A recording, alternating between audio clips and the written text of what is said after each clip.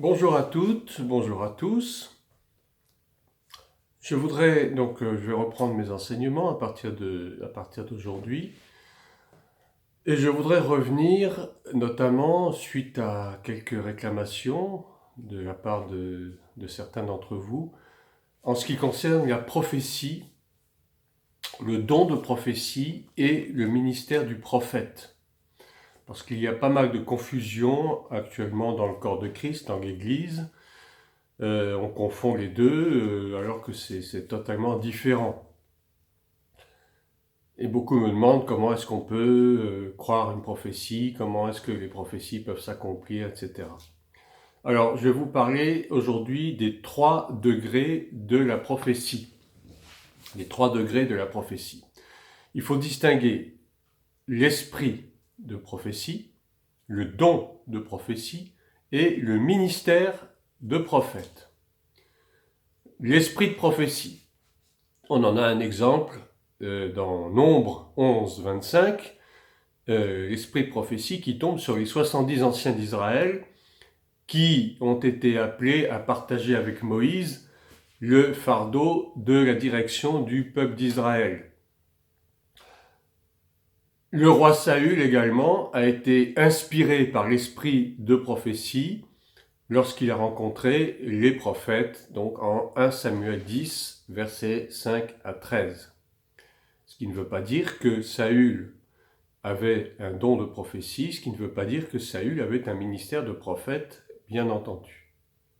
D'ailleurs, à l'époque de la loi ancienne, enfin de l'Ancien Testament, le Saint-Esprit n'avait pas été donné à quiconque, et seuls des hommes de Dieu dûment mandatés par le Seigneur, par l'Éternel, au titre de prophète, eux seuls pouvaient effectivement se prévaloir d'un ministère de prophète. De la même manière, l'esprit de prophétie peut tomber sur une église, sur une assemblée, sur des personnes dans un groupe de maison par exemple, et qui amène donc l'une ou l'autre personne à prophétiser, donc à parler de la part de Dieu, parce que c'est ça littéralement ce que signifie la prophétie. Prophétiser, c'est parler de la part de Dieu. Et ce sont des choses qui peuvent arriver d'une façon ponctuelle. Mais la Bible nous dit aussi que Dieu ne reprend pas les dons qu'il a faits et que ces dons sont sans repentance. Ces dons et son appel sont sans repentance. Romains 11, 29. Et concernant donc le don de prophétie, on peut très bien avoir ce don. Alors, je ne parle plus de l'esprit de prophétie, mais du don cette fois-ci. On peut avoir ce don de prophétie et on peut le garder toute sa vie durant et simplement l'utiliser à bon escient lorsqu'on se sent poussé par Dieu à le manifester. Le don de prophétie fait partie donc des dons de l'esprit, c'est-à-dire les charismes, en grec, du mot charisma, qui signifie don. Et ces dons sont de nature absolument parfaite, puisqu'ils viennent de Dieu, bien sûr. Et ces dons peuvent se développer et se perfectionner dans la vie du chrétien pour une plus grande richesse, donc, dans la vie spirituelle. Il y a, dans l'Ancien Testament, on parle d'une école de prophètes même, et que le prophète Élie avait mise en place, justement pour perfectionner les personnes qui avaient ce don de la prophétie, et le perfectionner au point même qu'ils deviennent de véritables prophètes. Mais il y a des conditions, bien entendu, il faut grandir dans la sanctification, dans la consécration à Dieu, dans la connaissance des Écritures et bien sûr dans la prière, pour que puisse s'enrichir ce don de prophétie que l'on a reçu et que le message que l'on apporte de la part de Dieu, donc par l'intermédiaire de ce don, devienne plus puissant, plus prégnant, plus véridique et que les vérités exprimées soient plus profondes. Alors le ministère de prophète maintenant, qui est à distinguer donc du simple don de prophétie que tout le monde peut avoir, il suffit de le demander, comme chaque don spirituel d'ailleurs, et Dieu l'accorde à qui il veut. Mais le ministère de prophète fait partie donc des 5 grands ministères, les 5 grands ministères que donne Éphésiens 4 entre les versets 8 à 11, Et ce ministère de prophète n'est pas donné à tout le monde, bien entendu. Il faut avoir été appelé par Dieu à ce ministère.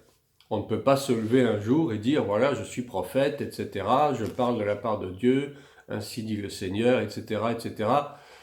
Et c'est ce que malheureusement on observe dans beaucoup d'assemblées actuellement, beaucoup de personnes qui se disent prophètes ou prophétesses, et qui en réalité n'ont pas du tout reçu l'appel de Dieu, n'ont pas du tout reçu le ministère de prophète. Je ne parle plus du don de prophétie que tout le monde peut recevoir, mais du ministère qui n'est donné qu'à ceux que Dieu a choisis.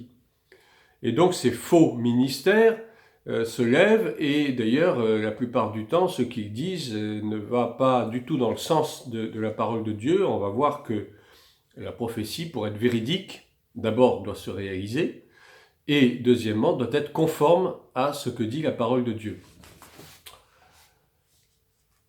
Le don de prophétie, qui est généralement destiné à l'assemblée locale, ou à la cellule de maison, le groupe de maison, appelez ça comme vous voulez, mais le ministère de prophète, lui, a une étendue beaucoup plus large. En effet, le ministère, le ministre qui est donc prophète, appelé à servir le Seigneur dans ce ministère, va beaucoup voyager, va sortir de ses limites habituelles.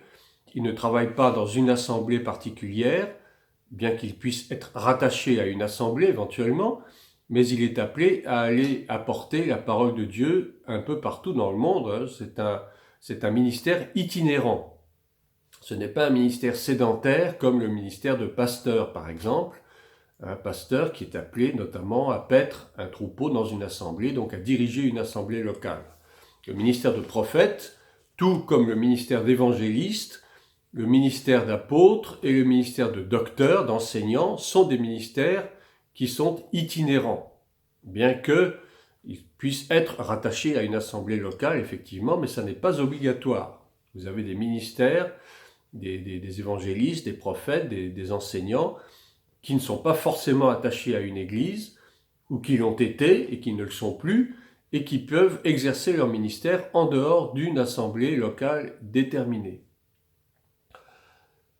Le prophète, donc, n'exerce pas seulement son ministère dans le domaine d'une édification, d'une exhortation, d'une consolation, mais il peut révéler plus profondément la pensée de Dieu concernant la direction de l'Église en général. Ici, je parle de l'Église au sens de corps de Christ, de manière à pouvoir apporter de la croissance au corps de Christ, mais aussi à l'avertir de certains dangers, à la mettre en garde contre des fausses doctrines, et d'une façon générale, c'est un peu, si vous voulez, un surveillant de l'Église qui est amené à modifier, en tout cas à inciter à en modifier la direction et surtout les aspirations. Le degré de perfection et le contrôle de la prophétie. Eh bien, nous devons considérer que le degré d'inspiration, la richesse des pensées, la maturité et la qualité d'un même don diffèrent grandement selon les personnes, évidemment. Nous reconnaissons qu'une inspiration parfaite ne se trouve véritablement que dans l'Écriture, dans la parole de Dieu, comme nous le dit 2 Pierre 1, verset 20. C'est pourquoi notre confession de foi parle à juste titre de la divine inspiration et de l'autorité des Saintes Écritures. On trouvera une inspiration un peu moins parfaite et jamais infaillible chez les prophètes de notre temps actuel, selon des exemples qui nous sont donnés déjà dans Actes 11, 28, ou 13, verset 2, ou 21, verset 11.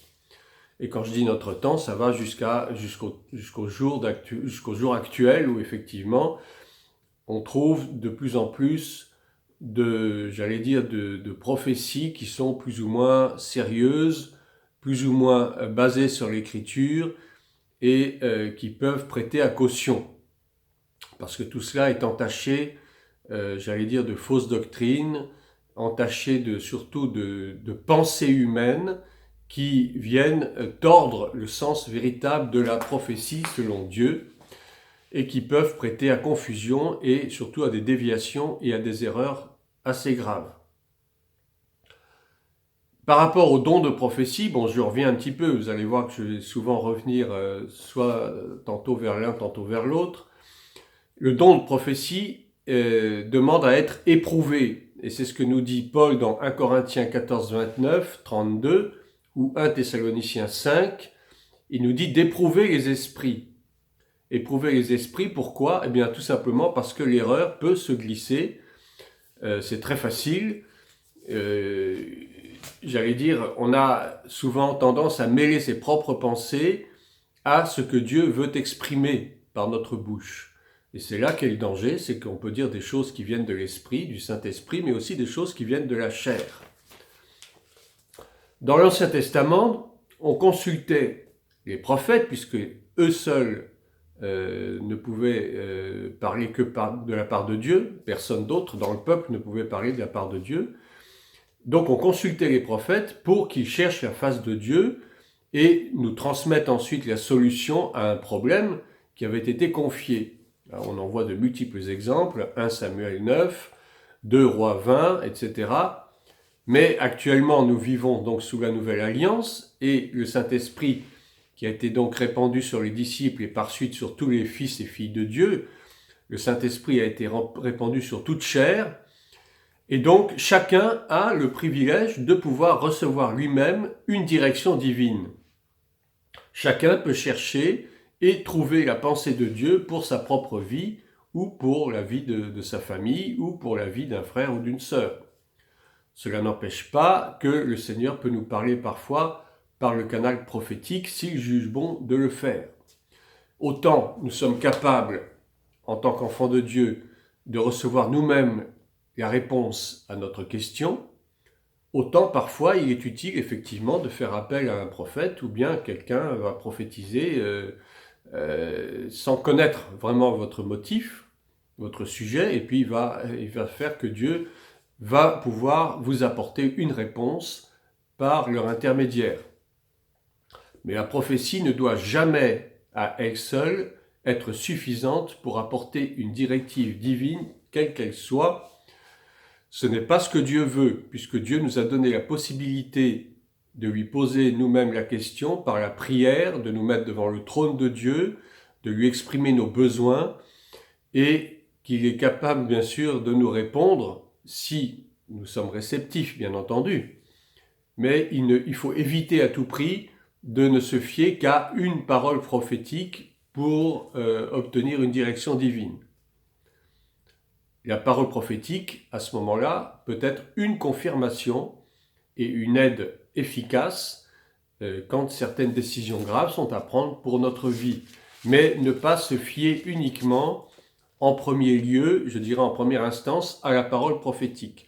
La parole prophétique peut être révélatrice de quelque chose pour notre vie, mais auparavant, nous aurons eu tout un cheminement personnel, toute une série d'interrogations au sujet de notre avenir, au sujet d'un futur ministère, au sujet d'affaires que nous pouvons faire ou pas, au sujet de la direction de notre famille, professionnellement, socialement, etc.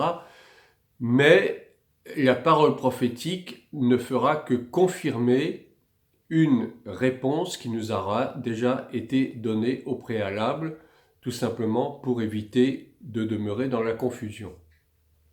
La prophétie doit donc toujours être une confirmation de ce que le Seigneur a déjà révélé à la personne concernée, ce qui permettra de lui apporter une plus grande paix intérieure, si vous voulez, une plus grande assurance intérieure. Quand on n'a pas la paix intérieurement au sujet d'un questionnement et surtout au sujet d'une réponse, lorsqu'on est toujours un peu dans le vague, on se sent un peu démuni, la parole prophétique peut être pour nous le moyen de retrouver la paix et d'être assuré que la réponse est vraiment la réponse de Dieu. La nécessité donc de contrôler le don de prophétie est prouvée par le fait qu'il peut provenir de 3 sources différentes. On a d'abord bien sûr le Saint-Esprit. Le Saint-Esprit parle, c'est Dieu qui parle à travers le Saint-Esprit. 2 Samuel 23, verset 2, Jérémie 1, 9, Actes 19, 6, 21, 11. Je vous donne ces références à charge pour vous de les retrouver, de les lire. Je ne vais pas les lire ici parce que ce serait trop long. Ça, c'est la première source d'inspiration, la plus parfaite, bien entendu. Ensuite, on peut être inspiré par des esprits démoniaques, des esprits sataniques, ce qu'on appelle les mauvais esprits. Effectivement, on peut recevoir des paroles qui viennent de l'enfer et croire que c'est le Saint-Esprit qui nous parle. 1 Roi 13, 17 à 19, 1 Roi 22, 22, Matthieu 8, 29 et Actes 16, verset 17. Et puis enfin, on peut être inspiré par notre propre esprit, l'esprit de l'homme, Jérémie 23, 16, Néhémie 6, 12 à 14, Ézéchiel 13, 2 à 3. C'est pas limitatif, il y en a bien d'autres, mais je vous donne les principaux. L'esprit de l'homme qui donc recouvre nos propres pensées, ce que nous pensons intérieurement au plus profond de nous-mêmes, mais qui n'est pas dirigé par l'Esprit de Dieu. Autrement dit, c'est notre chair qui nous parle. Donc ces trois sources d'inspiration peuvent parfois se mélanger, se confondre. Et c'est là qu'il est important d'avoir l'esprit de discernement, qui fait partie aussi des dons spirituels. L'apôtre Paul nous donne une exhortation en Thessaloniciens, 1 Thessaloniciens 5, 20, 21. Il dit « Ne méprisez pas les prophéties, mais examinez toutes choses. Retenez ce qui est bon. » Et c'est ce que je disais tout à l'heure, lorsqu'il faut avoir le discernement des esprits, c'est-à-dire analyser la prophétie, considérer si cette prophétie, si cette parole prophétique est conforme à la parole de Dieu, si elle nous semble, sage et conforme à la saine doctrine, et si elle ne l'est pas, à ce moment-là, il ne faut pas l'accepter, il faut la rejeter. Et donc retenir que ce qui est bon. Dans une parole prophétique, vous pouvez avoir un mélange de vrai et de faux.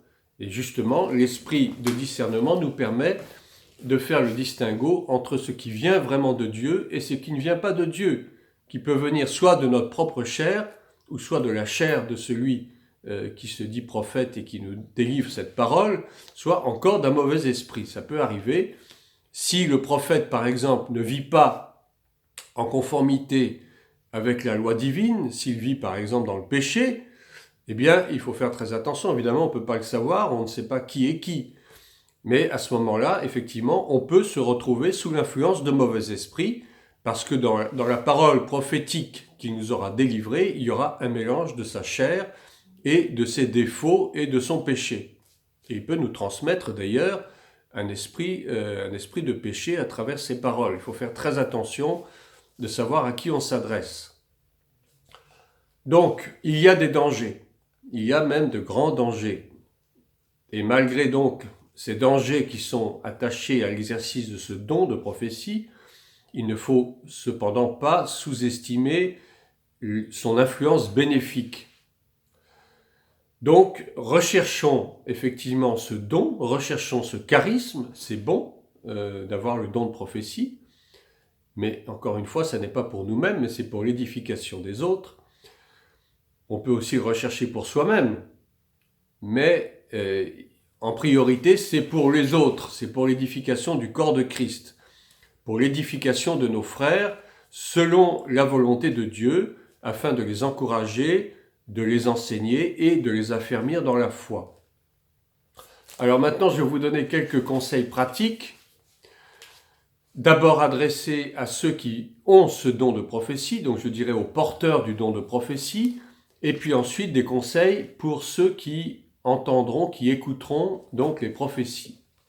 Donc conseils pratiques aux porteurs du don de prophétie d'abord.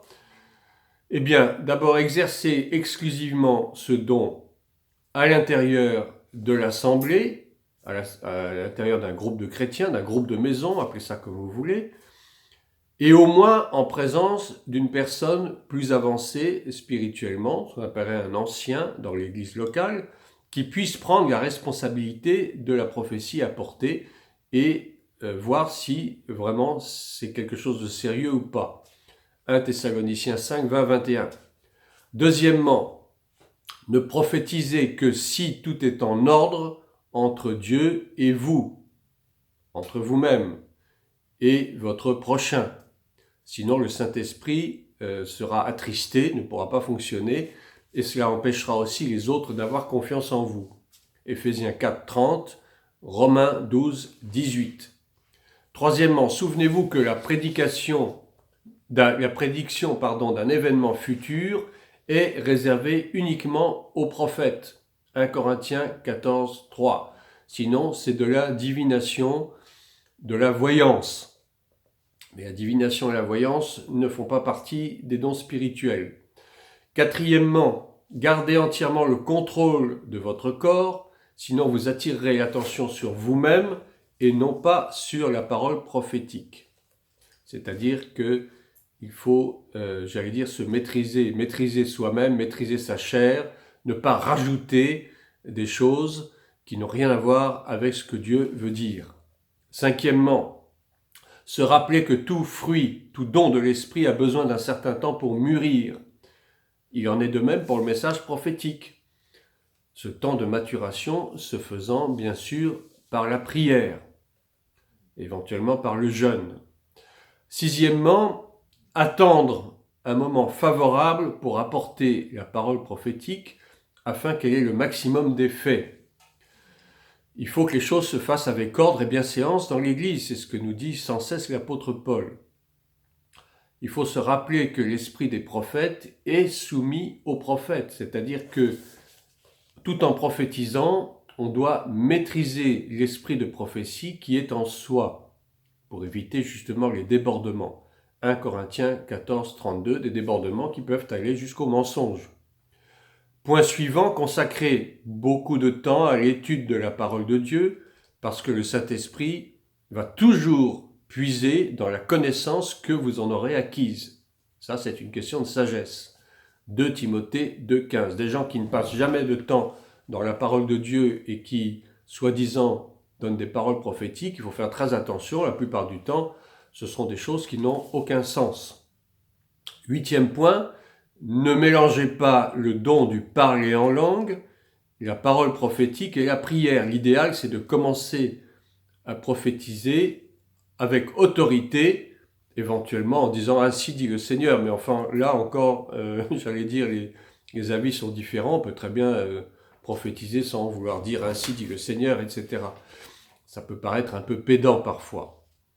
Mais en tout cas, le parler en langue ne fait pas partie de la prophétie, ou alors si vous prophétisez en langue, il faut qu'il y ait absolument quelqu'un qui soit capable d'interpréter ce que vous dites, ou que vous-même, vous ayez le don d'interprétation des langues. Il peut arriver effectivement que l'on donne une parole de prophétie en parlant en langue, ça arrive. Le seul problème, effectivement, c'est que cette parole puisse être comprise par l'auditoire, sinon ça n'a aucun sens, ça n'a aucun intérêt. Par conséquent, il faut que vous-même ou que quelqu'un d'autre dans l'assemblée ait le don de l'interprétation en langue. Ça paraît évident, mais souvent il y a des choses qui se passent dans certaines assemblées, des gens qui se mettent à parler en langue comme ça à tout bout de champ, personne ne comprend rien et finalement ça n'a aucun sens. 9e point, il faut vivre une vie réellement sanctifiée, une vie sainte, une vie pure, pour que le message prophétique que vous allez donner soit pleinement reçu et accepté par les autres. Matthieu 5, 16. 10e point, rappelez-vous que la prophétie doit correspondre en tout point avec la révélation de l'Écriture. Le message sera toujours dépendant de la mesure de votre foi par rapport à la parole de Dieu. Romains 12, verset 6. Ensuite, reconnaissez le besoin d'être dirigé et d'être enseigné dans la parole de Dieu. C'est très important parce que l'exercice d'un don spirituel, si ça n'est pas, alimenté par une bonne connaissance, une bonne bénitation des Écritures, c'est dangereux et ce sera inutile. Ensuite, 12e point, il est très nécessaire de discerner clairement, bien sûr, entre nos propres pensées et l'inspiration de l'Esprit. L'apôtre Paul nous en donne un très bon exemple en 1 Corinthiens 7, verset 12. 13e point, ce don ne nous est pas donné pour notre propre gloire, bien évidemment, est-il utile de le rappeler, ou pour notre propre satisfaction, mais pour le bien de tous, c'est ce que je disais au début. Les dons sont faits pour l'assemblée, les dons sont faits pour le corps de Christ, pour l'édification du corps. Quelqu'un qui prophétise tout seul dans sa chambre, ça n'a aucun sens. 14e point, se rappeler qu'un jour, on devra rendre compte de la fidélité avec laquelle nous aurons exercé ce don. C'est pourquoi il ne faut pas le négliger. Le négliger, ça veut dire non seulement l'exercer, mais l'exercer d'une façon sage et d'une façon qui soit conforme à la volonté de Dieu. 1 Timothée 4, 14, 2 Timothée 1, verset 6. Et enfin, dans un dernier point, je dirais dans une réunion, dans une assemblée de chrétiens, il se peut qu'il n'y ait pas ou qu'il y ait peu de messages prophétiques ou qu'il y en ait parfois trop. C'est pourquoi il faut toujours se demander si le moment est vraiment choisi par Dieu pour donner le fardeau que Dieu a mis sur notre cœur pour prophétiser. Surtout, éviter le désordre dans les assemblées. S'il y en a 5 ou 6 qui se mettent à prophétiser en même temps, ça n'a plus aucun sens. Personne n'y comprendra rien et le message de Dieu risque de tomber à l'eau. Et ce serait dommage parce que Dieu ne parle que dans l'ordre et dans la bienséance selon ce qui est dit dans la parole. Et maintenant, je vais vous donner des conseils pratiques pour ceux qui entendent les prophéties, pour les auditeurs de la prophétie. Premièrement, il faut bien sûr contrôler toute prophétie qui nous est délivrée à la lumière de l'Écriture, de la parole de Dieu. Mais ne prenons pas notre esprit critique pour du discernement. Ce sont deux choses différentes. Le discernement des esprits, c'est un don spirituel, mais l'esprit critique, c'est notre propre personne. 1 Corinthiens 14, 29. Deuxièmement, rappelons-nous que toute prophétie est par nature imparfaite, parce que délivrée par des hommes qui sont eux-mêmes imparfaits. 1 Corinthiens 13, 9.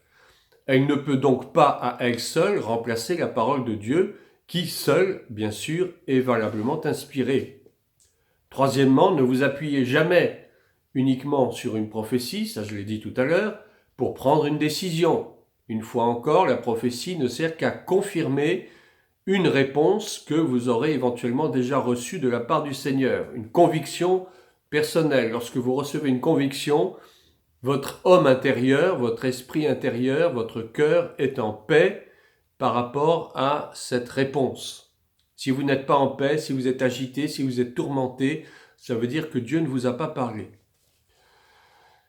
Quatrièmement, si vous vous trouvez devant une décision difficile, une décision importante, sans savoir quelle voie choisir, eh bien, recherchez la réponse du Seigneur par la prière, bien sûr, éventuellement par le jeûne, qui peut renforcer la prière, et non dans une direction auprès de ceux qui ont un don de prophétie. Ne commencez jamais par là. Ensuite, si vous vous posez des questions au sujet d'une prophétie donnée, n'exprimez jamais vos doutes devant les autres. Ça ne se fait pas. Mais allez plutôt en parler à un responsable, si vous êtes dans une église locale. Et dans ce domaine, eux seuls, a priori, sont à même de discerner de façon juste ce qui vient vraiment de Dieu et ce qui ne vient pas de Dieu.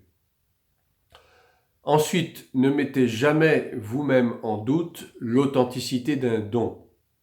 C'est uniquement à un responsable que revient cette capacité de juger si vraiment il y a un doute. Et ça, je parle pour ceux qui sont dans des églises locales, dans des assemblées. Pour ceux qui ne font pas partie d'une église locale, évidemment, c'est différent. C'est peut-être moins facile. À ce moment-là, il faut trouver quelqu'un qui soit capable de vous guider dans ce sens. Ensuite, se rappeler toujours que dans toute prophétie inspirée, c'est Dieu qui parle et non la personne qui donne le message, bien entendu. Et enfin, si vous ne pouvez pas accepter une prophétie, si vous la trouvez inappropriée, ou si vous êtes contre cette prophétie, ça peut arriver, parce qu'elle ne correspond pas du tout à ce que vous aviez demandé, eh bien, il faut simplement s'en remettre au Seigneur, qui soit nous fera comprendre la prophétie elle-même, ou alors, prier pour que cette parole n'ait pas d'influence sur vous, si elle est totalement en contradiction avec ce que vous recherchez. 9e point, Gardez la parole prophétique dans votre cœur et méditez-la. Et on a l'exemple de Marie, la mère de Jésus, en Luc 2, 19, qui, après ce que l'ange Gabriel lui ait délivré donc cette parole, qui était véritablement une prophétie, on dit que Marie l'a médité dans son cœur jusqu'à son accomplissement. 10e point, priez fidèlement pour tous ceux qui ont ce don de prophétie, afin que Dieu puisse parler à travers eux comme il le désire, et non pas selon le désir de leur chair. Point suivant, ayez de la patience envers ceux qui débutent dans ce domaine. Au début, c'est pas toujours facile. On mélange un peu le vrai et le faux, on mélange un peu la chair et l'esprit. Et il faut prier pour ceux qui disent avoir ce don, pour que véritablement Dieu parle à travers eux, et que ce ne soit pas leur chair qui s'exprime. 12e point, demandez au Seigneur qu'il vous accorde aussi ce don. Si vous ne l'avez pas, si vous désirez l'obtenir, demandez au Seigneur, il vous l'accordera, à condition que ce soit pour l'édification, l'exhortation et la consolation de tous, et non pas uniquement pour satisfaire un désir personnel égoïste. 1 Corinthiens 14, 3. Et si vous êtes un ancien, si vous faites partie du groupe des anciens dans une assemblée locale, eh bien, il est essentiel que vous soyez à même de reprendre éventuellement certaines parties du message prophétique pour les expliquer davantage et les commenter selon le besoin. Et enfin, dernier point, qui est peut-être le plus important, ne surestimez jamais la prophétie aux dépens de la parole de Dieu. Une fois encore, et c'est ma conclusion, la parole de Dieu, c'est la prophétie par excellence. Si on lit la Bible du début jusqu'à la fin, ce ne sont que des paroles prophétiques, puisque l'étymologie de prophétie, c'est parler de la part de Dieu, être la bouche de Dieu. Dieu passe par les hommes pour parler. Dieu passe déjà par sa parole pour nous parler. Dieu peut aussi nous parler par des songes, par des visions, par effectivement des manifestations surnaturelles, mais la prophétie par excellence, c'est la parole de Dieu. Donc, tout message prophétique donné par tel ou tel doit être en conformité avec ce que dit la parole de Dieu. Si c'est en contradiction, eh bien, il ne faut pas la prendre en considération. Voilà, j'espère que ces quelques petits conseils, ces quelques précisions vous seront bénéfiques. Que Dieu vous bénisse et à bientôt pour une prochaine vidéo, pour un prochain enseignement.